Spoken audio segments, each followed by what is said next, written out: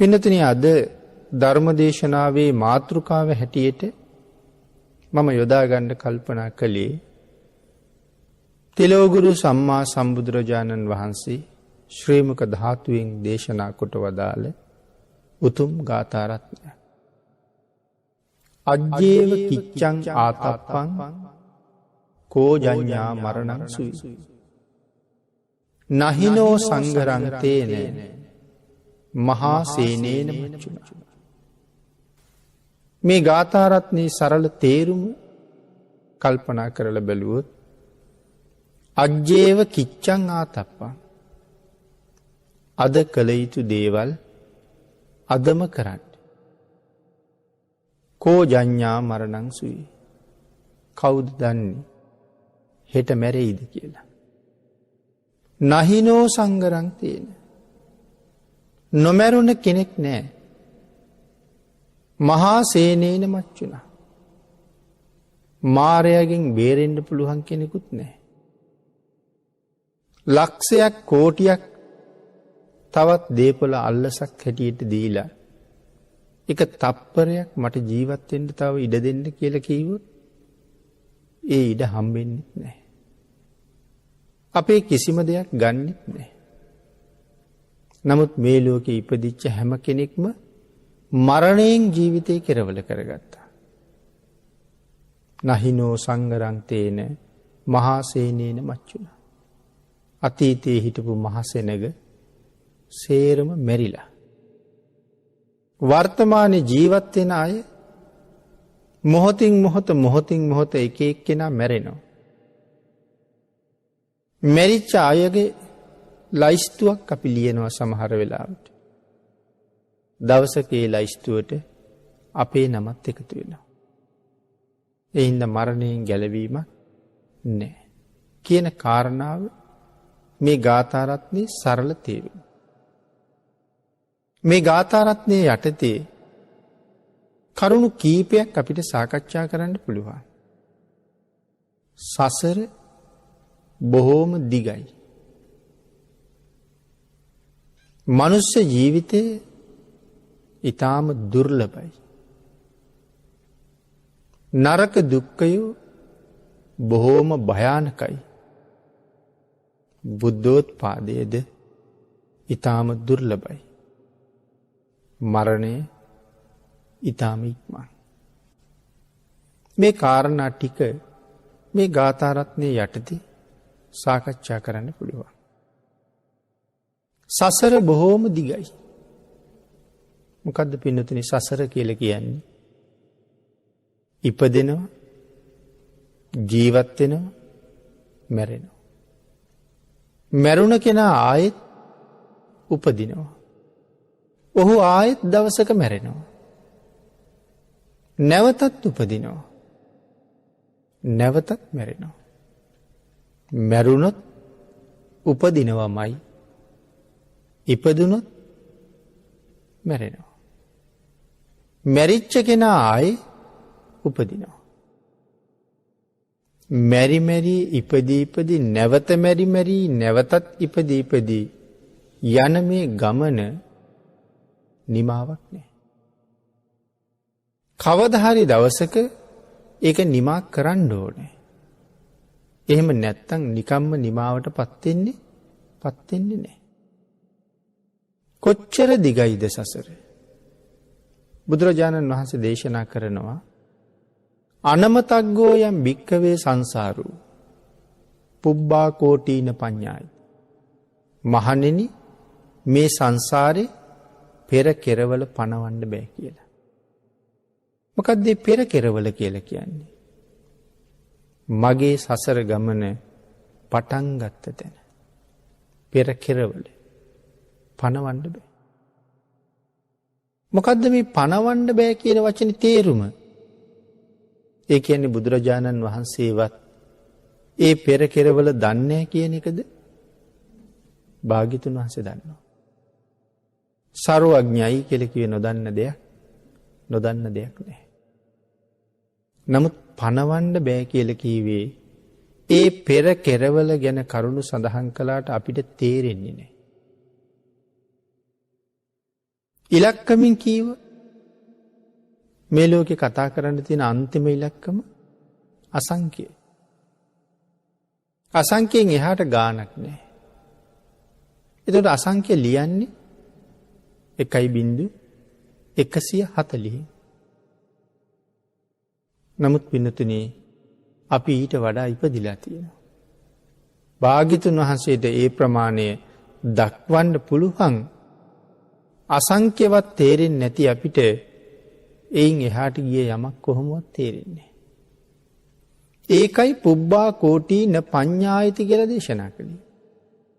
භාග්‍යතුන් වහන්සේ දන්නේ නැත්තම් මේ පෙර කෙරවල මේ දේශනාව මීට වඩා වෙනස් වෙනවා. භාග්‍යතුන් වහන්සේටත් පෙර කෙරවල පේන්නේ නැත්තම් අනමතග්ගෝ යං වික්කවේ සංසාරෝ පුබ්බා කෝටීන පස්සති.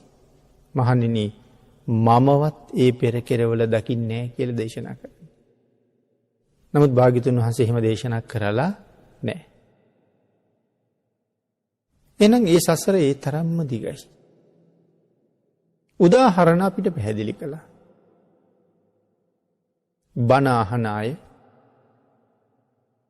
පින්නතුනේ මේ ජීවිතේ අම්මා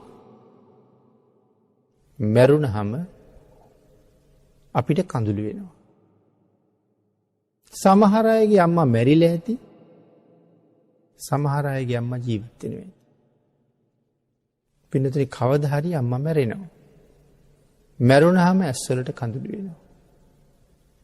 භාග්‍යතුන් වහන්සේ දේශනා කරනවා මේ ජීවිතේ අම්මා ඇයම පෙර ජීවිතෙත් අම්මා වෙලා හම්බෙලා තියෙනවා. ඇයමයි පෙරත් හම්බෙලා තියෙන්නේ. මේ නමින්මයි හම්බෙලා තියෙන්නේ. පෙරත් මම ඇගේ දුව පුතා වෙලා ඇය නැති වුණාම ඇඬුවා. මෙදත් ඇය නැති වුණාම අඬනවා. මේ අම්මා වෙනුවෙන් සංසාරේ අඬාපු කඳුළු කොච්චරද කියලා භාග්‍යතුන් වහන්සේ සඳහන් කරනවා. මහණෙනි එකම අම්මා වෙනුවෙන් සසර හලාපු කඳුළු මහා සාගරයේ ජලයට වඩා වැඩි කියලා. දැන් මේ උපමාවවත් අපිට තේරෙන්නේ නැහෙනි පින්නතුනි. මහා සාගර ජලය වගේ කියලා කියවනම් ඒකත් එකක්. නමුත් කොහොමද දේශනා කළේ? මහා සාගර ජලයට වඩා වැඩි කියලා. දැන් එහෙනම් මේක වැටහෙන්න සාගරය ගැන පුංචි හරි අවබෝධයක් තියෙන්න ඕනේ. අපිට මහ මුහුද තේරෙන්නෙත් නෑනේ. අපි මහ මුහුද ගැන දන්නෙත් නෑනේ. කොච්චර ජඹුරද කියලා දන්නෙත් නෑ. ප්‍රමාණයක් දන්නෙත් නෑ. මේ මුළු ලෝකෙටම තියෙන්නේ එක මුහුදයි. මුහුදවල් ගොඩක් නෑනේ. එකයි තියෙන්නේ. සාගර එකයි. ඉතින් අපිට ඒක තේරෙන්නේ නෑ එතකොට. පින්නතුනේ සාගරය එකයි කියලා කීවේ. දැන් මහ පොළොව ගත්තාම එකයිනේ. නමුත් තැන තැන මහ පොළොව එක එක නම් වලින් හඳුන්වලා තියෙනවා ප්‍රදේශය. දැන් කොළඹ ගත්තොත් කොළඹ 7 කොළඹ 8 එහෙම හඳුන්වනවා. එතකොට මරදාන, බොරැල්ල, දෙහිවල, නුගේගොඩ මේ විවිධ නම් යොදලා තියෙනවා. නමුත් එකම මහ පොළොවනේ. වෙන වෙන නම් වලින් හඳුන්වනවා ඒ ප්‍රදේශය. මහ මුහුදත් එහෙමනේ. දැන් අපි අපේ රට වටේට තියෙන මුහුදට කියනවා ඉන්දියන් සාගරය කියලා. තව පිරිසක් කියනවා පැසිෆික් සාගරය කියලා තව පැත්තක්. තව පිරිසක් ඇට්ලාන්ටික් සාගරය කියනවා තව පැත්තක. ඉතින් අර මහ පොළොව හැඳින්වුවා වගේ තැන් තැන් වල සාගරයට නම් තියලා තියෙනවා මිසක් මහ මුහුදේ සීමාවක් නැහැ. එකම සාගරය. ඉන්දියන් සාගරයත් ඇන්ටාර්ක්ටික් සාගරයත් කියලා කියන්නේ දෙකක් නෙමෙයි. එකම මුහුදට ලැබුණ නම් දෙකක්. එතකොට මේ සාගරයේ ජලය කොච්චරනම් ඇද්ද එතකොට? යොදුන් කීයක් ගැඹුරද? පින්නතුනි එකම අම්මා කෙනෙක් වෙනුවෙන් ඔබ මම හලාපු කඳුළු ඒ සාගර ජලයට වඩා වැඩි කියලා භාග්‍යතුන් වහන්සේ දේශනා කළා නම් මොන තරම් උපදින්නේ? එතකොට හිතන්නකෝ මේ ජීවිතේ අම්මා මැරුණා නම් ඔබ අඬපු තරම් කල්පනා කරන්නකෝ. ඒ අඬපු කඳුළු ඔක්කොම එකතු කළා නම් අම්මගේ දේහය දවස් 3ක් ගෙදර තිබ්බ කියමු. දවස් 3ේම විටින් විට ඇඬුවා. අර තේ බොණ්ඩ වගේ පාවිච්චි කරන අඬු කෝප්පයක් පිරෙන්න කඳුළු එන්නේ නැද්ද අපට? මං හිතන්නේ එච්චර කඳුළු වෙන්නේ නැහැ. අඬු කෝප්පයක් පිරෙන්න අඬන්න බෑ. එක වතාවක අම්මා මැරුණහම අඬු කෝප්පයක් පිරෙන්න කඳුළු පුරවන්න බැරි වුණා නම් මහා සාගර ජලයට වඩා වැඩියෙන් කඳුළු සාගරයක් කොච්චර කාලයක් අඬන්න ඕනේද? එහෙනම් මේ සංසාරේ කොච්චර දිග වෙන්නේ? එතකොට මේ අම්මමද මට මුළු සසර පුරාම හම්බුනේ නැහැ. මේ සැරේ අම්මා අපෙන් වෙන් වෙලා ගියහම ඒ අම්මා අපිට ආයේ හම්බ වෙන්නේ අවුරුදු කෝටි ප්‍රකෝටි ගානේ. එහෙම අඬලා මේ කඳුළු. එහෙනම් දේශනා කළා මේ ලෝකේ ජීවත් වෙන සත්තු අතරේ මනුස්ස ලෝකේ, තිරිසන් ලෝකේ, പ്രേත ලෝකේ, අසුර ලෝකේ, නිරය ලෝකේ, දිව්‍ය ලෝකේ, බ්‍රහ්ම ලෝකේ මම අම්මේ කියලා කියපු නැති කෙනෙක් නැහැ. මම තාත්තේ කියලා කියපු නැති කෙනෙක් නැහැ. දුවේ පුතේ කියලා කතා කරපු නැති කෙනෙක් නැහැ. සහෝදරයා සහෝදරිය නොවුන කෙනෙක් නැහැ. එහෙමනම් මේ සංසාරේ කොච්චර දුරයිද? අපි මිනිස්සු වෙලා ඇඬුවා. පින්නතුනි ඌරෝ වෙලා, හරක් වෙලා, එළුව වෙලා අපේ බෙල්ල කොච්චර කපන්න ඇද්ද? භාග්‍යතුන් වහන්සේගේ දේශනාවේ හැටියට හරකෙක් වෙලා ඉපදිලා තියෙන වාරවල බෙල්ල කැපුවාම එතනින් ගලාගෙන ගියපු රුධිරය සාගර ජලයට වඩා වැඩි. කවුද හරකා වෙලා තියෙන්නේ? මම මේ සංසාරේ හරකෙක් වෙලා ඉපදිච්ච ආත්මවල බෙල්ල කපහම ගලාපුලි. එතකොට හරකෙක් වෙච්ච හැම ආත්මිකම බෙල්ල කැපුවද? හැම ආත්මිකම කැපුවෙත් නැහැ. මේ වාගේ උදාහරණ ගණනාවක් පැහැදිලි කරනවා. සංසාරේ දිග තේරුම් ගන්න. සසර බොහෝම දිගයි. ඉතින් ඔය ආපු සාංශාරික ජීවිතයේ සැප විඳ විඳ ආවද? තිරිසන් ලෝකේ ඉපදිලා එහෙම දුක්, പ്രേත ලෝකේ, නිරය ලෝකේ මේ සතර අපායේ ඉපදිලා විඳපු දුක්, මනුස්ස ලෝකේ ඉපදිලා විඳින දුක්, කණ්ඩ බොණ්ඩ නැතුව දුක් විඳිනවා. ඉන්න හිටින්න තැනක් නැතුව දුක් විඳිනවා. දරුවෝ විසින් පාරට ඇදලා දාලා දුක් විඳිනවා. නොඑක් අවස්ථාවන් වල අතපය කැඩිලා හැප්පිලා පොඩි වෙලා තැලිලා පෙරිලා එහෙම දුක් විඳිනවා. ලෙඩ රෝග හැදිලා රෝහල් ඇඳවල් වල එහෙම දුක් විඳිනවා. සමහර ලෙඩ හැදිලා කාටවත් කියාගන්න බැරුව එහෙම දුක් විඳිනවා. නිමක් නැති දුක්ඛන්දරාවක් මිනිස්සු අතර තියෙනවා. එහෙනම් සසර බොහොම භයානකයි. මිනිස්සුන්ට සමහර වෙලාවට හිතාගන්නවත් බැරි විදිහට මිනිස්සු මැරෙනවා. සමහරු අරගෙන ගිහිල්ලා මරනවා. මැරිලා වැටෙනකම්ම ඒ ටික ගන්නවා. පණ පිටින් කපලා අඟපසඟ ටික ගන්නවා. තවත් නොයේක් වද බන්ධන වලට ගොදුරු වෙනවා. සසර දිගයි වගේම සසර භයානකයි. මනුස්ස ජීවිතය ඊටාම දුර්ලභයි. හැමදාම අපි මිනිස්සු වෙලා උපදින්නේ නැද්ද? බුදුරජාණන් වහන්සේ මෙන්න මෙහෙම උදාහරණ කීපයක් පැහැදිලි කළා.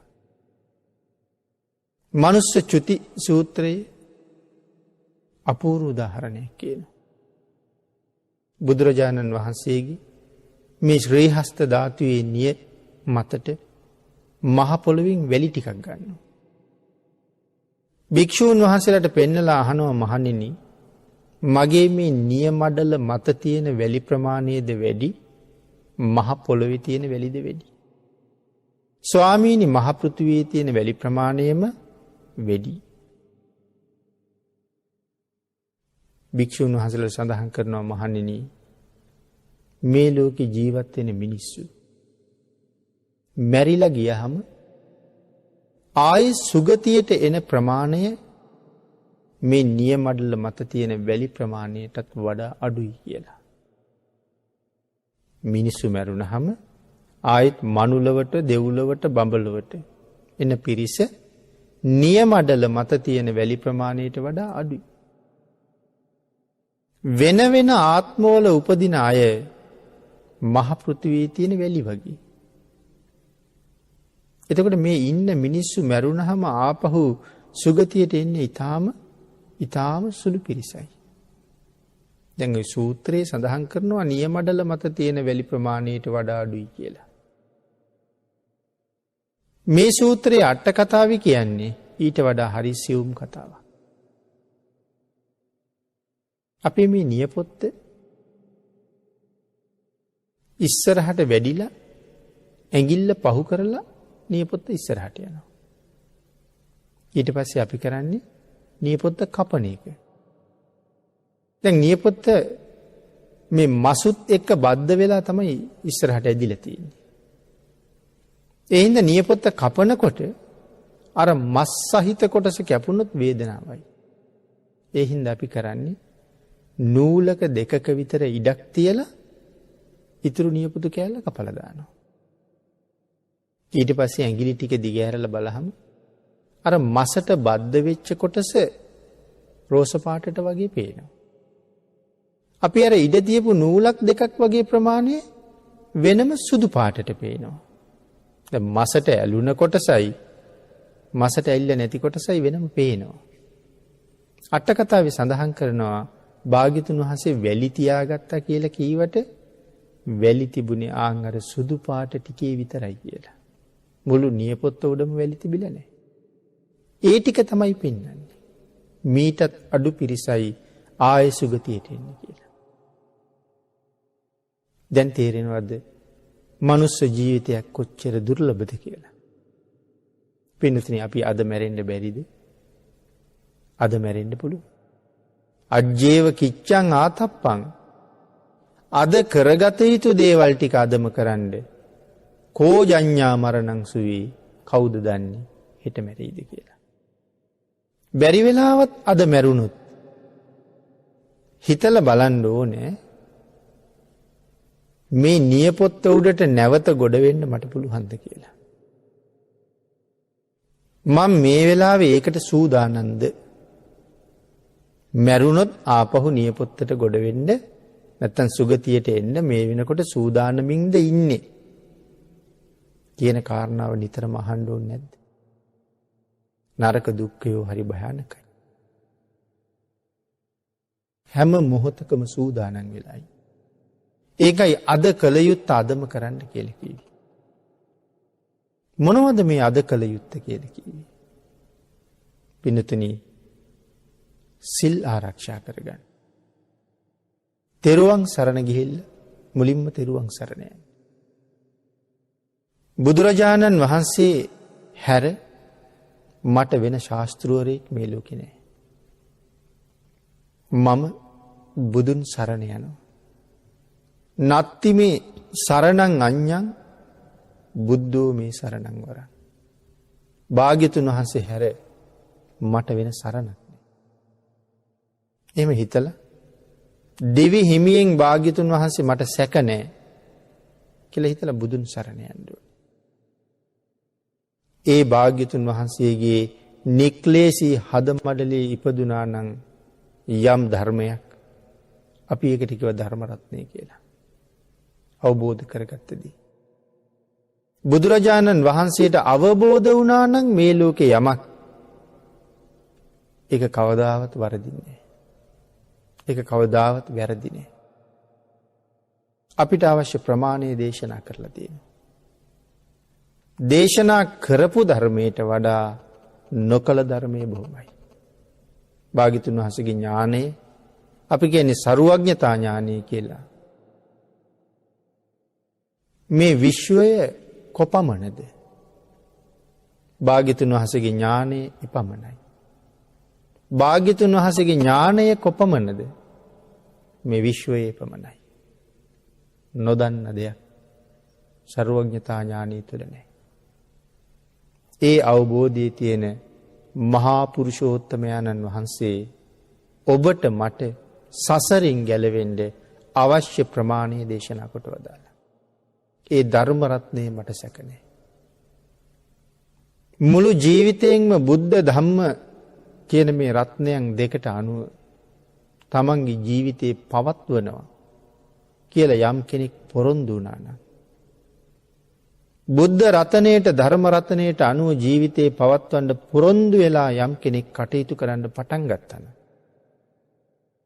ආන් ඒ අයට කියනවා මහා සංඝ කියලා. භාග්‍යතුන් වහන්සේට අනුව ධර්ම රත්නයේට අනුව සිල් ගුණ දියුණු කරගෙන අන්‍යයන්ට මහා උපකාරයක් කරමි. මහා සංඝ රත්නයේ හැසිරෙනවා. ඒ සංඝ රත්නයේ මට සැක නැහැ. මම ඒ සංඝ රත්නයේ සරණ යනවා. මේ තුනුරුවන මට සැක නැහැ. එහෙම හිතලා තෙරුවන් සරණ යන්න ඕනේ. එදාට තමයි අපිට බෞද්ධයෙක් වෙන්න පුළුවන් වෙන්නේ. තෙරුවන් සරණ ගියපු කෙනා විතරයි බෞද්ධ. ඊළඟට භාග්‍යතුන් වහන්සේ දේශනා කළා ප්‍රාථමිකම සීලයක්, ඒකට කියනවා පන්සිල් කියලා. ඒක ඊටාම ප්‍රාථමිකම සීලය. එයින් පල්ලහැට සිල් නැහැ. මේ තමයි අන්තිම එක, බාලම එක. නිරන්තරයෙන් ගිහි ජීවිත ගත කරන අයට දේශනා කළා ඔබ නිතරම පන්සිල් මත ඉන්න ඕනේ. පන්සිලුත් නැත්තම් ඒක ඊට දුක්ඛිත ජීවිතයක්. මැරිච්ච ගමන් නිරයට ලියවෙච්ච ජීවිතයක්. තීන්දුවිත ජීවිතයක්. තිසරණයි පන්සිලුයි නැත්තම්. සිල් අවශ්‍යයි. මේ පංච සීලය අපිට ලබා දෙනවා මහත් වූ වරප්‍රසාදයක්. මොකද්ද පන්සිල් අපිට දෙන වරප්‍රසාදය? වරප්‍රසාද එකක් නෙමෙයි. වරප්‍රසාද රැසක් හම්බ වෙනවා. නමුත් අති සුවිශේෂී වරප්‍රසාදයකුත් තියෙනවා. මෙන්න මේ සිල්වලට තමයි පුළුවන් මැරිච්ච කෙනා උපදින්නේ කොහෙද කියන එක තීරණය කරන්න. මොහු මැරුණා, මොහු කොහෙද උපදින්න ඕනේ කියන එක තීරණය කරන්නේ කවුද? සිල්. එතකොට අපි ගාව සිල් තියෙනවද කියලා අපි හෘද සාක්ෂියෙන් අහන්න ඕනේ. සිල් තියෙනවා නම් උපදින තැන තීරණය කරලා තියෙනවා. හැබැයි ඒ සතර අපාය නෙමෙයි. සුගතිය. සිල් නැතිනම් ඒත් උපදින තැන තීරණය වෙලා තියෙනවා සතර අපායට. සිල්වත් නම් විතරක් සුගතියක උපදින්න පුළුවන්. එහෙනම් අර නියපොත්ත උඩට ගොඩ වෙන්න නම් මොනවද තියෙන්න ඕනේ? සිල් තියෙන්න ඕනේ. ඊළඟට බුදුරජාණන් වහන්සේ දේශනා කළා පින්නතුනේ දස දාන වස්තුව. අපි මේ වෙලාවේ දස දාන වස්තුව එකින් එකට පැහැදිලි කරන්නේ. අපි දස දාන වස්තුව දන්නවා බෞද්ධයෝ හැටියට මං හිතන්නේ. ඒ දස දාන වස්තුවම සම්පූර්ණ කරගන්න කිව්වා. එක හරි සම්පූර්ණ කරන්න. ආන් එතකොට දානයෙන් මොනවද කරන්නේ? සීලයෙන් උපදින තැන තීරණය කරනවා. දානයෙන් ඉපදුනාට පස්සේ ඒ පුජ්‍යලයට ලැබෙන්න ඕනේ මොනවද කියලා තීරණය කරනවා. අදත් ජීවිතේ අහවල් දේවල් අපිට නෑනේ කියලා දුකක් තියෙනවා නම්, හොඳ ගෙයක් නෑ, හොඳට අඳින්න නෑ, හොඳ වාහනයක් නෑ, මේ වගේ නොයෙක් දේවල් සම්බන්ධයෙන් දුකක් තියෙනවා නම් ඒ පෙර දීලා නැති හින්දාමයි. ඒ දේවල් ලබන්න ඒ දේවල් පූජා කරලා තියෙන්න ඕනේ. ආහාර දන් දුන්නහම ආයුෂය ලැබෙනවා, වර්ණය ලැබෙනවා, සැපය ලැබෙනවා, ප්‍රඥාව ලැබෙනවා. කාරණා 5ක් හම්බ වෙනවා. වර්ණයත් හම්බ වෙනවා කියලා දේශනා කළා. ඇත්තටම ආහාර නැත්තම් අපේ මේ ශරීර වර්ණය දුර්වල වෙනවනේ. ඊළඟට වර්ණ සම්පත් ලබන තවත් කාරණාවක් දේශනා කළා. අන්නදෝ බලදෝ හෝති. ආහාරය නිසා විශේෂයෙන් ලැබෙනවා ශරීර ශක්තිය. වත්තදෝ හෝති වන්නදෝ. බොහොම ලස්සන පැහැපත් සිරුරක් ලබන්න වස්ත්‍ර දන් දීලා තියෙන්න ඕනේ. වස්ත්‍ර දන් දුන්නාම තමයි ලස්සන පැහැපත් බවක් ලැබෙන්නේ.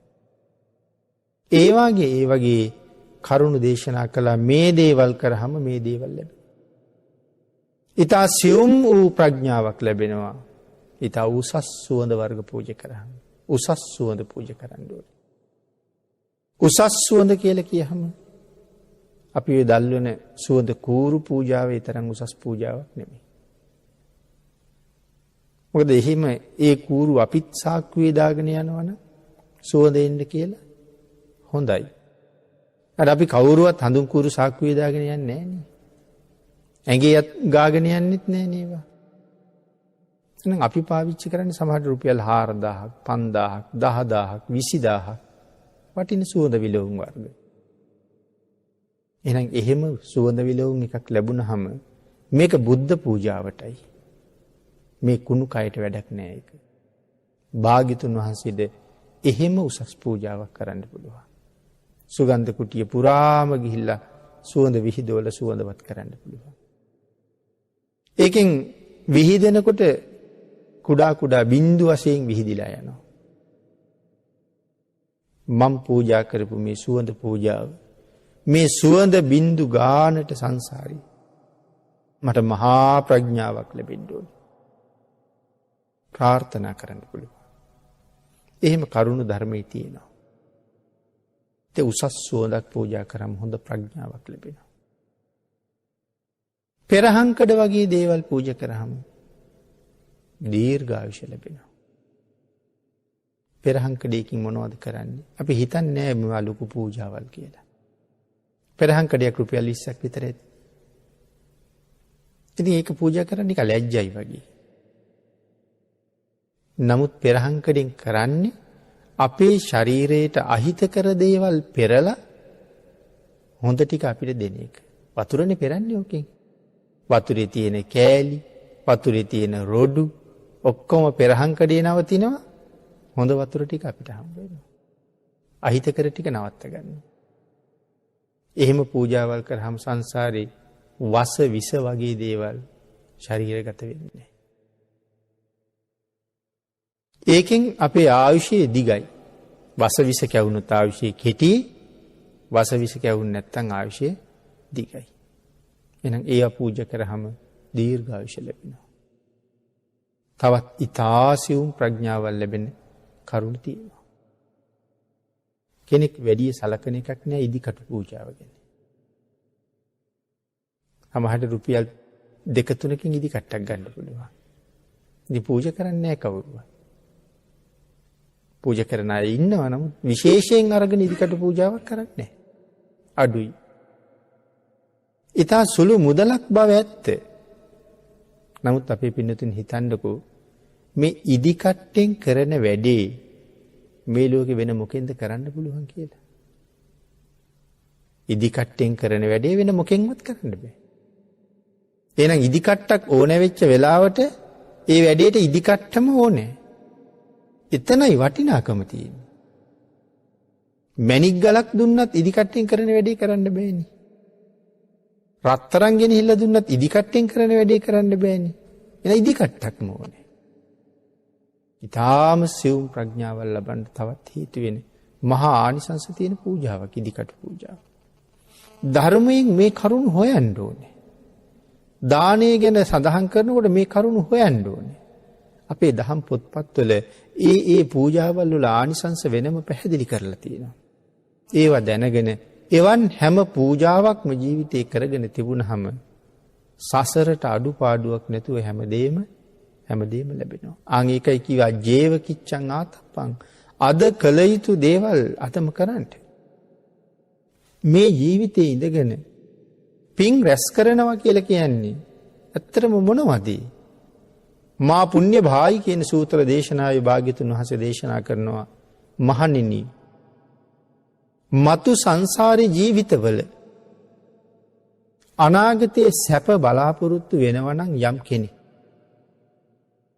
ඒ පුද්ගලයා මොනවද කරන්න ඕනේ? අනාගතයේ සැප බලාපොරොත්තු වෙනවා නම් දුකක් නැතුව ජීවත් වෙන්න බලාපොරොත්තු වෙනවා නම් ඔහු කරන්න ඕනේ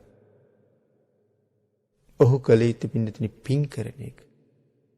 මහණෙනි මේ ලෝකේ පින කියලා දෙයක් තියෙනවද? මහණෙනි පින කියලා කියන්නේ සැපයට නම. පින කියලා කියන්නේ සැපයට නම. එහෙනම් කෙනෙක් පින් රැස් කරනවා කියලා කියන්නේ සැප රැස් කරනවා කියන එක. අනාගත ජීවිතේ දුකක් නැතුව ජීවත් වෙන්න දෙයක් හොයනවා.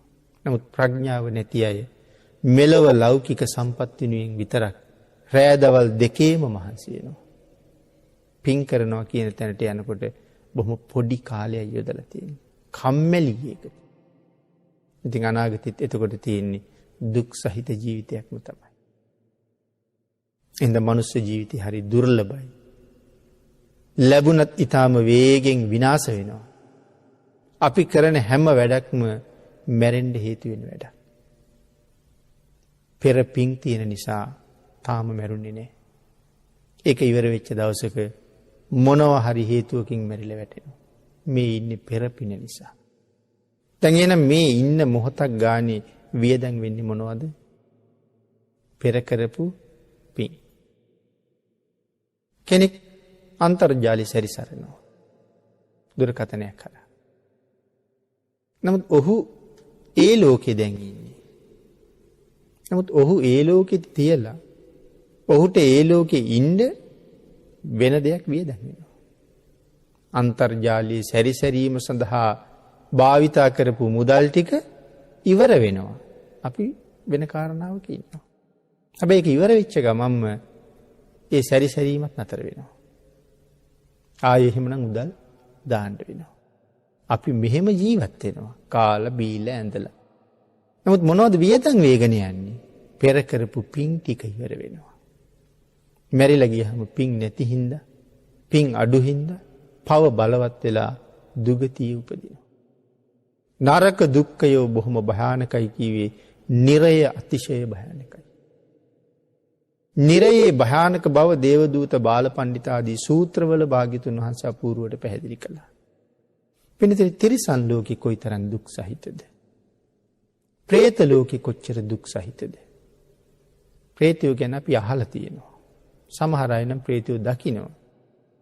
නමුත් පින් ඉල්ල සමහර අය සමහරුන්ට කරදර කරන තරම්. പ്രേතයන්ට තියෙන දීර්ඝ ආයුෂ. බුද්ධාන්තර ගණන් ජීවත් වෙනවා කණ්ඩනේ. වේලක් දෙකක් කණ්ඩ නැතිකොට අපිට තියෙන අමාරුව ඉන්නතනි බුද්ධාන්තර ගානක් නොකා ඉන්නවා කියලා කියන්නේ මැරෙන්නේ නැහැ පව නිසා. නමුත් අර බඩගිනි වේදනාව හැමමයි. බුද්ධාන්තර ගණන් පිපාසය සංසිඳෙන්නේ නැහැ.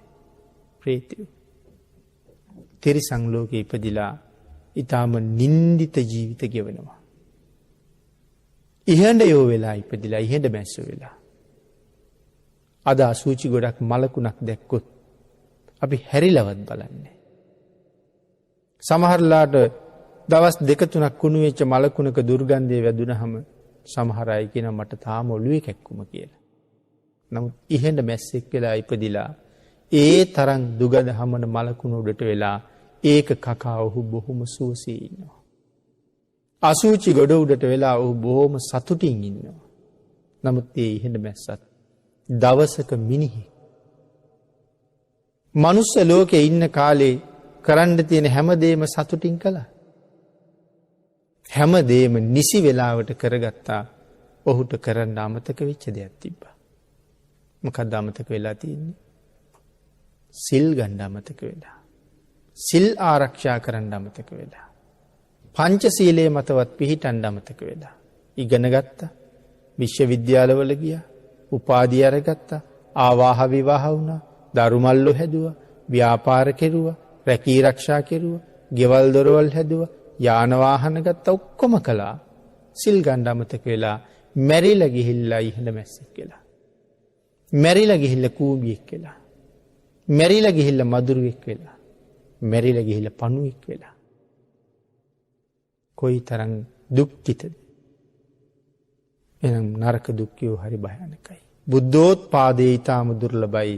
බුදුවරු ලෝකෙ පහළ වෙන්නේ පහසුයි. අති දීර්ඝ කාලයකට සැරයක් ඊටාම කලාතුරකින් බුදු කෙනෙක් පහළ වෙලා මේ ලෝක ස්වභාවය ක්‍රියාත්මක වෙන හැටි අපිට කියලා දෙනවා. මෙන්න මේ ස්වභාව ධර්මයා මේ විදිහටයි හැසිරෙන්නේ. ස්වභාව ධර්මයට යමෙක් විරුද්ධද ඔහුට ස්වභාව ධර්මය දඬුවම් කරනවා. යමෙක් ඒ ස්වභාව ධර්මයට අනුගතද ඔහුට රැකවරණයක් තියෙනවා. ඔක අපි දන්නේ නැහැනේ.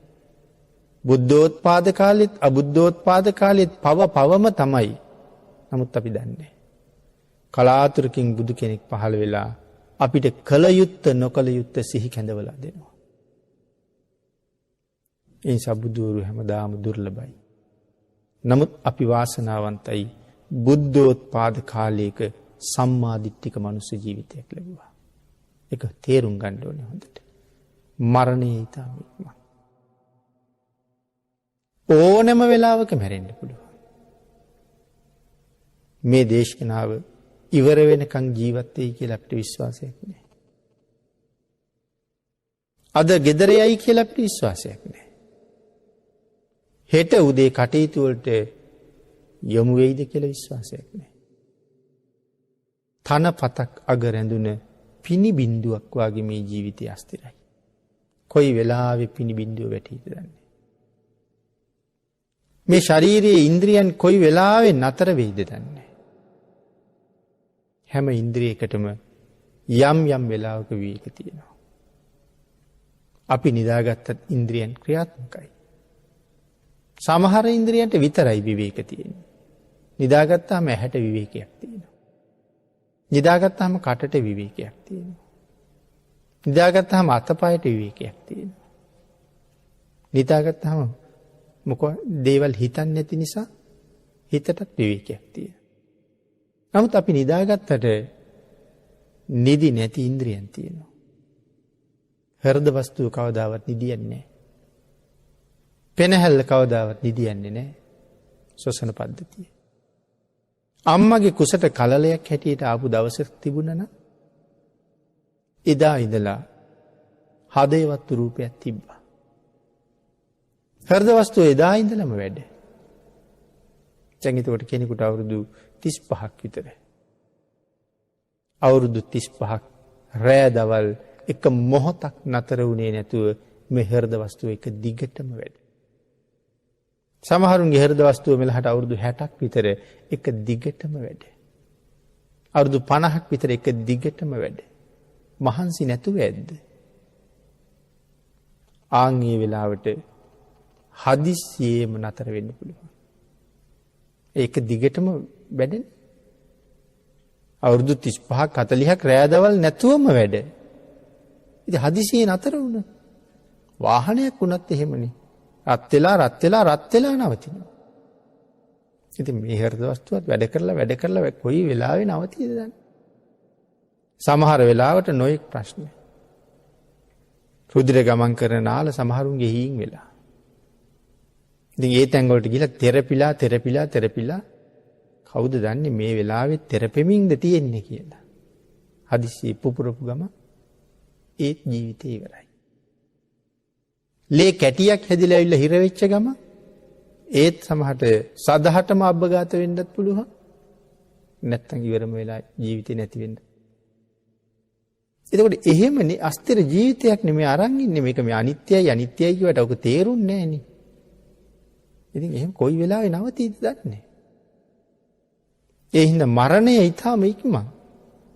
ඒක තව අවුරුදු 10ක් විතර යන්නත් පුළුවන්. නමුත් අද රැයට වෙන්නත් පුළුවන්. කෙසේ වෙතත් සූදානම් වෙලා ඉන්න එක වටිනවා. යන් කියපු ඕනෑම වෙලාවක යන්න. ජීවත් වෙනවා කියලා කියන්නේ මරණයට සූදානම් වෙනවා කියන්නේ. ජීවත් වෙනවා කියලා කියන්නේ ඊළඟට උපදින භවය සැපවත් කරන්න වැඩ කරනවා කියන එක. මෙහි වැඩ කරලා හම්බ කරපු දේවල් ඔක්කොම යනකොට දාලා යන්නේ. ඒවා ලෝකයට භුක්ති විඳින්න. යුතුයකම් කරන්න ඒවත් කරන්න ඕනේ. නමුත් ප්‍රඥාව තියෙන පුජ්‍යලයා තමන් ගැනත් හිතනවා. ප්‍රඥාව නැති අය මෙලොවට විතරක් හොයනවා. එඳ මෙලොවටත් හොයාගන්න ගමන් පරලොවට වැඩියෙන් හොයාගන්න. මරණය උදා වුණ ඕනෑම මොහොතක සතුටින් යන්න සූදානම් වෙන්න ඕනේ. මොකද දන්නවා මම කරලා තියෙන වැඩවල හැටියට මීට වඩා හොඳ තැනක උපදිනවා කියලා. එතකොට මැරෙන්න බය නැහැ. එහෙනම් ධර්ම දේශනාවට තියෙන කාලය නිමා වෙලා නිසා අපි දේශනාව නිමා කරමු මේ ආකාරයෙන්. මේ කරුණු ටික වඩාත් හිතලා තව ජීවිතයට කරුණු එකතු කරගෙන කොයි වෙලාවෙ මරණය එනවද ඕනෙම මොහොතක මරණය පිළිගන්න පුළුවන්. සිනහමුසු මුහුණින් මරණයත් සමග යන්න පුළුවන් ජීවිතයක් පෝෂණය කළ දාට ඔබ මෙලව දිනාපු කෙනෙක්. එතෙන්ට යන්න රත්නත්‍රේ ආශිර්වාදයෙන් ඔබට ශක්තිය ධෛර්යය භාග්‍ය වාසනාව උදා වේවා කියලා ආශිර්වාද කරනවා.